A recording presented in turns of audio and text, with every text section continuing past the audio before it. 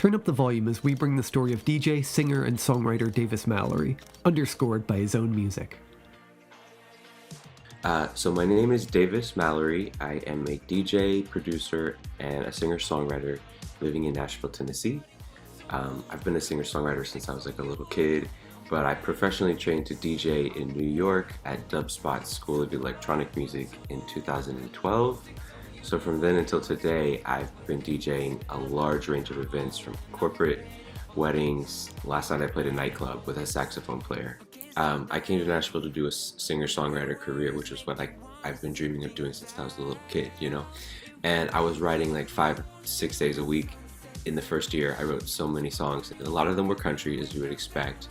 And in 2017, I had my first song ever signed to a record company, which was a label in Amsterdam. And a Swedish DJ sort of remixed it. And I went that very year to a corporate event called Amsterdam Dance Event and met a bunch of musician managers and publishers and labels and all that jazz. And then in the next year, 2018, I had about 10 songs signed to labels. So it was it was so worth doing. And since then, I've gone 3 times to that event. But in that very first year, I found my present manager who I work with today. And it's a guy, his name is Alex, and he's really been helpful with my label deals, because if you see on Spotify, I have a lot of releases on labels, since it's almost now like every week or 2 weeks I'm releasing a song. He's really there to help me look at deals.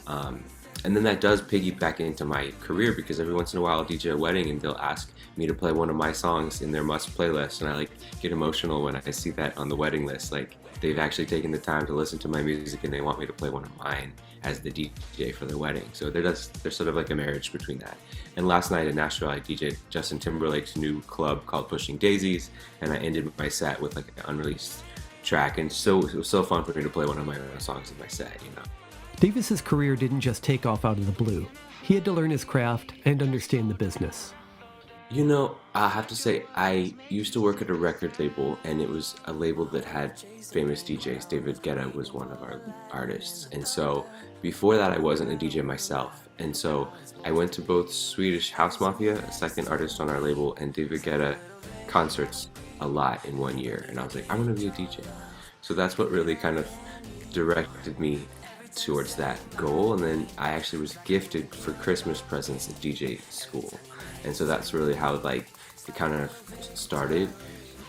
But at that time I was still like a 9-to-5 employee at a record label. And eventually I moved to Nashville for the singer-songwriter vibe that this place has, and found a job as a salesperson for websites to artists. So I was in sort of like a business role again. And then when they found out I was pursuing a career as a singer-songwriter, they felt like it was a conflict of interest, and basically were like, you can't do both, and they let me go. And I felt like I needed that to happen to really go all in on being a DJ, because at that point in time, it was still just like I was picking up jobs on the weekends. And I was like, I don't think I'm gonna look for another job. I'm just gonna really try to focus on making my DJ business successful. And so what I did is I joined a lot of websites and really like worked on my online presence, you know, developed my own DJ website, got recommendations every time I DJ'd an event, was always asking for reviews. I started using my 9-to-5 hours looking for jobs, like introducing myself to venues and wedding planners. At first it was just Nashville, because that's where I'm based, and then I was like, I want to go DJ in New York, or I want to DJ in LA. So then I started working on those 2 cities. Then it was like I started picking up jobs in Hawaii, Phoenix, Miami, Colorado. So it's like now my years spent are like the whole year I'm traveling, and it paid off. All that work, treating it like a job, is what paid off for me. That doesn't mean every day is great, but when you have determination like Davis, you adjust and continue to grow.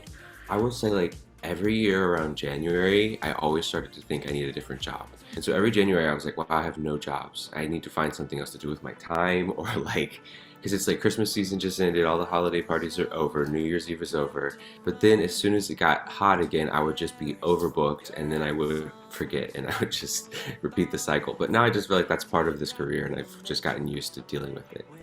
Sometimes I felt like being a DJ is like being a bartender. It's like I'm just serving music, especially when you're getting requests. But I also just love DJing. Like, it's something that I feel is an art, and it's like an art form or a performance, you know? Like last night I had 0 requests. I only played songs I wanted to play. It was all just like sometimes it was like deep tracks I hadn't played since I lived in New York City, and I had such a good time. I was like dancing. Like that to me felt like I put on a concert, you know? And so that to me felt like it's a marriage with my love for singing and songwriting. Davis took his dream and committed to it. That's the kind of strength we love to see. So if you're looking for amazing professional talent, you found it here at Eventeny.